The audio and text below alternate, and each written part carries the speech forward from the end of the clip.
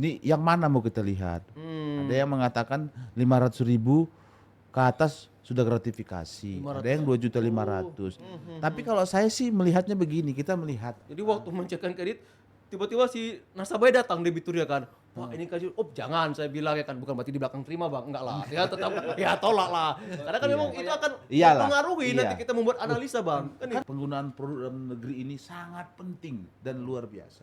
Iya. Bagaimana memberdayakan produk dalam negeri sehingga terjadi peningkatan ekonomi bagi warga negara Indonesia. Motifnya biasanya apa? Gaya hidup kah atau judi online kadang-kadang yang mereka melakukan korupsi. Biar jadi semacam early warning nih buat kami. Nah, kemana arahnya? Selama tidak ada benturan kepentingan, nggak ada gratifikasi itu. Kalau dia ngasihnya nggak ada kepentingan, deh kan? Ya kita sebagai teman, saya ulang tahun, nggak ada kepentingan. gitu Ya, ya. Bang. Kepentingan yang berhubungan dengan kewenangan, itu bukan gratifikasi.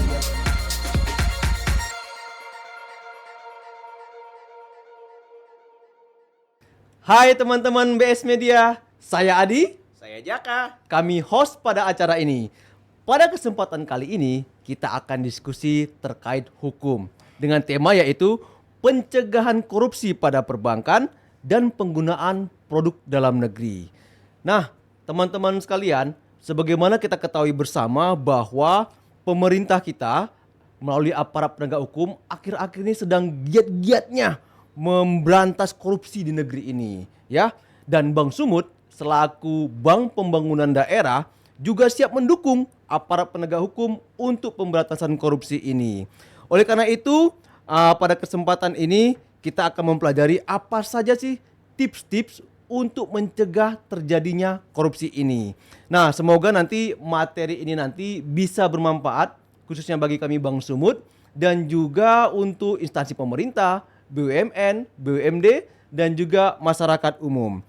Nah, di tengah-tengah kita saat ini sudah hadir nih narasumber kita yang luar biasa dari Kejaksaan Tinggi Sumatera Utara. Ada Bang Yos Arnold Tarigan SH-MH, kita sapa dengan Bang Yos, merupakan koordinator pada bidang intelijen Kejati Sumut. Selamat datang Bang Yos. Selamat siang, salam bahagia. Iya, apa kabarnya Bang? Sehat selalu. Ya, sehat selalu. Iya. Kemudian ada Bang Adre Wanda Ginting SHMA, kita panggil Bang Adre ya Bang ya. Bang Adre, selamat datang. Iya. Terima kasih. Apa kabarnya Bang? Sehat. Oke, baik. Mungkin ini teman saya Jaka, mungkin ada pertanyaan pertama yang ingin disampaikan. Oke, Bang Yos, Bang Andre.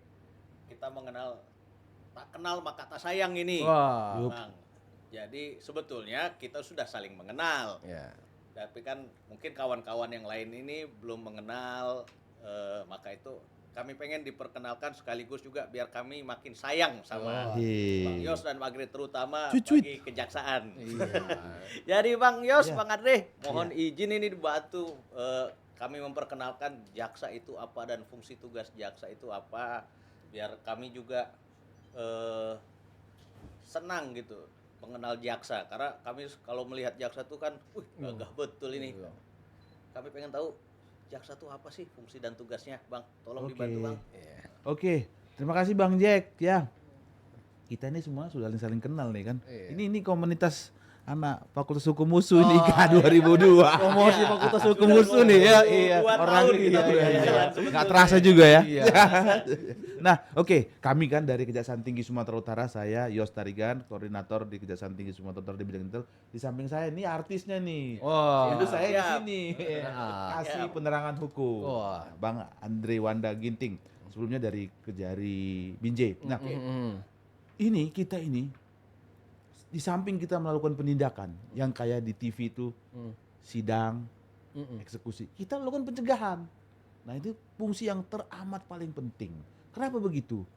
Berhasilnya penindakan adalah karena berhasil pencegahan. Oh, Efek pencegahan itu menghasilkan orang nggak akan melakukan korupsi lagi. gitu. Nah, itu entry point-nya di situ. Nah, Oke. nanti yang lainnya akan dijelaskan sama kasih Penkum nih, Bang Andre. Terima kasih Pak Koordinator saya.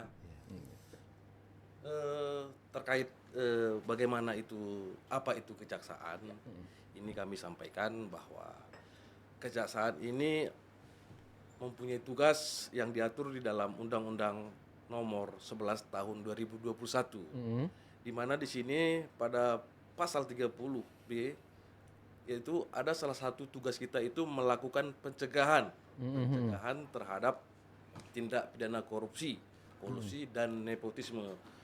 Saya rasa demikian. Oh gitu ya.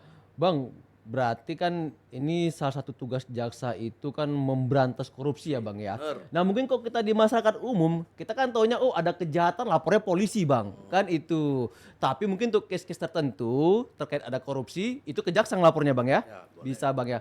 Bang ini kan juga yang nonton kita ini kan mungkin ada dari masyarakat umum yang juga belum paham Bang. Kira-kira korupsi itu apa sih Bang? Ya, oke. Saya ini kan ya. Tapi sebelumnya saya mau ini produknya Pak Kasipenkum nih. Oh iya iya iya. Jaksa daring dari Kejaksaan Tinggi Sumatera Utara. Live di IG. Oh iya iya iya. Apa nama IG-nya Bang? Kejaksaan Tinggi Sumatera Utara. Oke oke. Sapa dulu. Iya, jadi sapa. Yo. Ini Kejagung semua.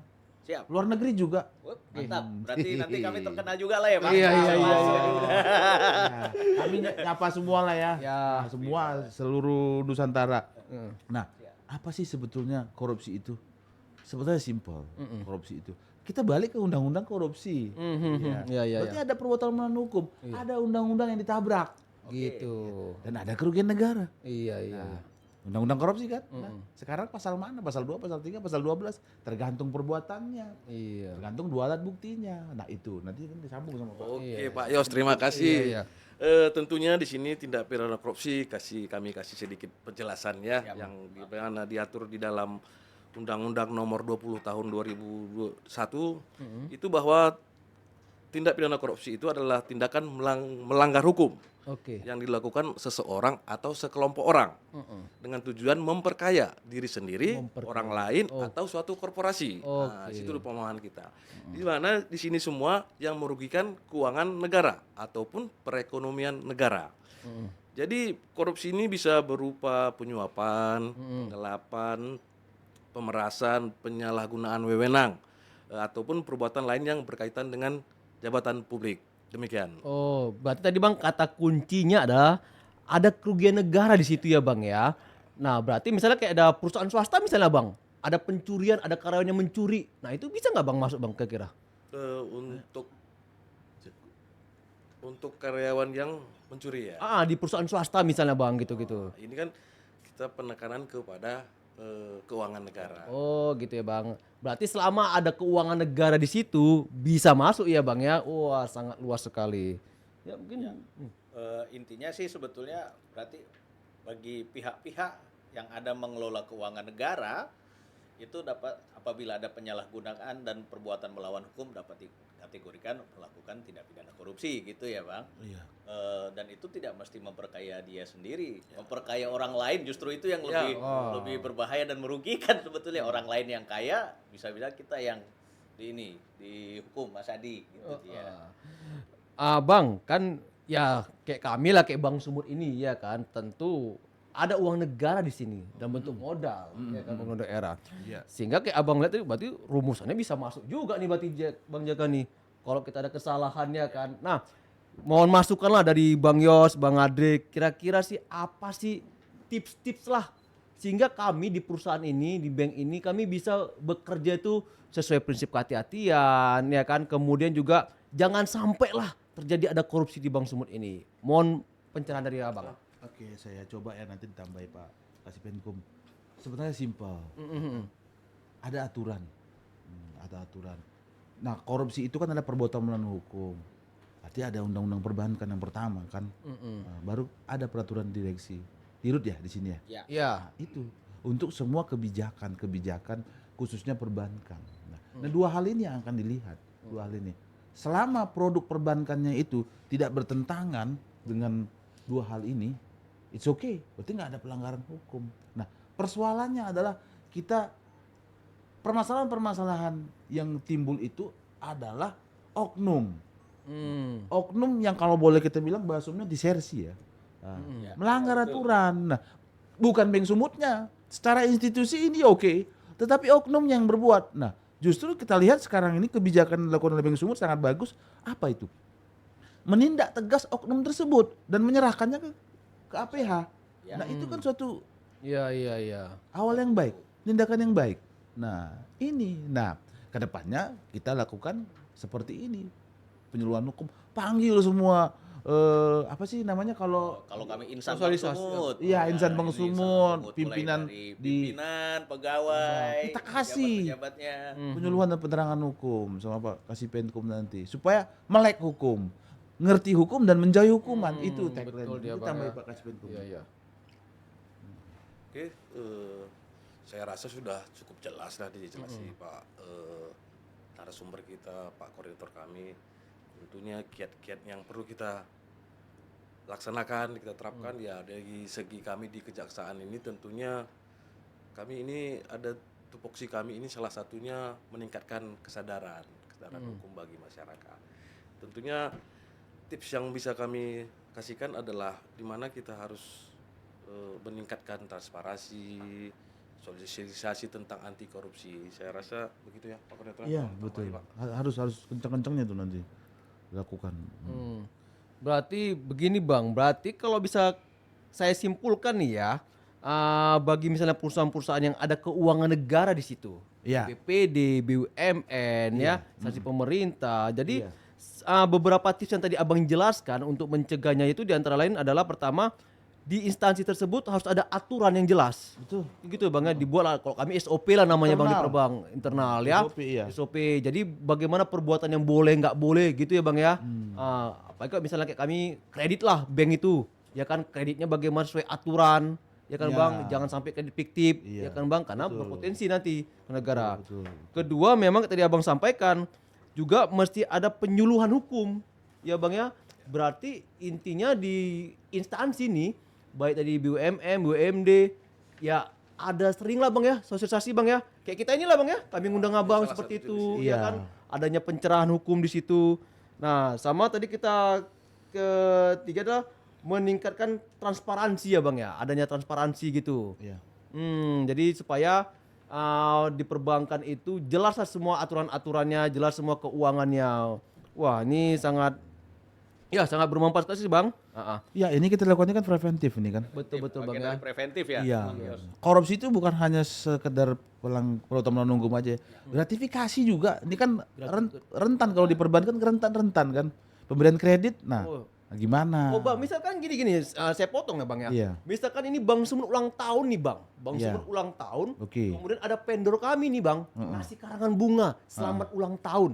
Itu bisa gratifikasi nggak Bang kayak gitu Bang? Gratifikasi itu ada beberapa edaran ya, ada dari KPK ada juga, Iya. di Mahkamah Agung ada juga. Nah, ini yang mana mau kita lihat? Ada yang mengatakan 500.000 ke atas sudah gratifikasi, ada yang 2.500.000. Tapi kalau saya sih melihatnya begini, kita melihat kita kan orang hukum nih. Siap, Iya. siap. Nah, kemana arahnya? Selama tidak ada benturan kepentingan, nggak ada gratifikasi itu. Kalau dia ngasihnya nggak ada kepentingan, deh kan? Ya kita sebagai teman, saya ulang tahun, nggak ada kepentingan. Gitu Ya, ya. Kepentingan yang berhubungan dengan kewenangan, itu bukan gratifikasi. Bang, biar lebih teman-teman paham. Contohnya kayak mana sih Bang? Contohnya Ya, kita kan harus melihatnya objektif, jangan subjektif. Iya. Gitu. Itu dia. Contohnya, ya ini tadi, saya ulang tahun nih, saya Iya. kan APH. Iya. Ya kan nanti saya jadi kejari atau jadi asisten lah misalnya. Nah, Saya datang. Bang Jack datang ngasih karangan bunga Iya, atau iya. ngasih Kue lah, paket kue kue. lah. Nah, kan tidak ada kepentingan dia. Oh, Saya iya, punya iya. hubungan, saya satu alumni. Iya. Dia cuma kalau Iya. seandainya diklarifikasi, Ah. nggak ada kepentingan di situ. It's okay, itu bukan gratifikasi. Kita sudah kenal jauh sebelum masing-masing punya Iya, kewenangan. tetapi sebetulnya, ada ya itu kan? contohnya gratifikasi seksual kan. Wah, Nah, aduh itu itu baru lagi di tuh ya. Oh. itu kan disajikan misalnya kan. Tetapi memang ada kepentingan dan perbuatan itu kan salah. Ya udah, itu udah jelas poltoid kan. Ada kepentingan ya Bang, konflik Iya. interest di situ ya. Kalau Itulah tadi Beng Sumut ulang tahun dikasih enggak lah. Itu kan dalam hal memang ada kepentingan perdata di situ kan, perjanjian. Iya. Jadi kadang itu Bang, kadang kami di perbankan ini kadang misalnya pencarian kredit gitu ya kan. Kadang-kadang kan saya pernah tuh Bang di cabang Bang. Jadi waktu mencekan kredit tiba-tiba si nasabahnya datang debiturnya kan. Wah ini kasih, jangan saya bilang ya kan, bukan berarti di belakang terima Bang, enggak lah. Ya tetap ya tolak lah. Karena kan memang itu akan Iyalah. mempengaruhi Iya. nanti kita membuat analisa Bang. Kan, Kan itu. perbankan memang harus Iya. menyapa apa sih Harus pelayanan. memberikan pelayanan Iya. terbaik lah kami, Pelayanan Bang. terbaik. Iya. Betul. Jadi seperti itu ya. Iya. Objektif lah, jangan subjektif. Hukum ini kan asal pembuktian. Kalau nggak ada dua alat bukti ya nggak bisa lah. Ya. Iya. Kalau boleh tahu nih Bang Yos, Bang Adri, berdasarkan pengalaman Bang Yos dan Bang Adri mungkin kan sudah belasan tahun atau mungkin sudah ada puluhan tahun sebagai aparat penegak hukum. Hampir 16 tahun ya 16 dinasnya. tahun ya. Wah. Tua juga ternyata. Biasanya Pengabdian, motif pelaku-pelaku korupsi Oh, ini iya. kan Iya. kami ya, buat kami juga dari sisi kami biar tahu juga kira-kira motifnya biasanya apa, gaya hidup kah atau judi online kadang-kadang yang mereka melakukan korupsi.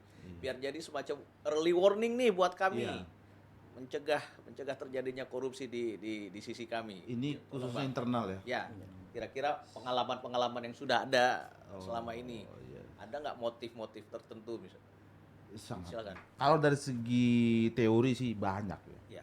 Tetapi pada kenyataannya kita lihat ini kan tergantung personnya juga orangnya. Jadi saya lihat di kita lah di internal itu memang ada pengawasan melekat ya Pak Kasipenkum. Jadi dikontrol oleh pimpinannya. Misalnya Pak Kasipenkum mengontrol staf di Penkum begitu. Dikontrol kontrol dalam arti fungsi dia bekerja. Terus bagaimana? Apakah ada retensi permasalahan dia? Nah, kalau kita kan sudah ada surat edaran. Kalau misalnya judi online itu enggak boleh.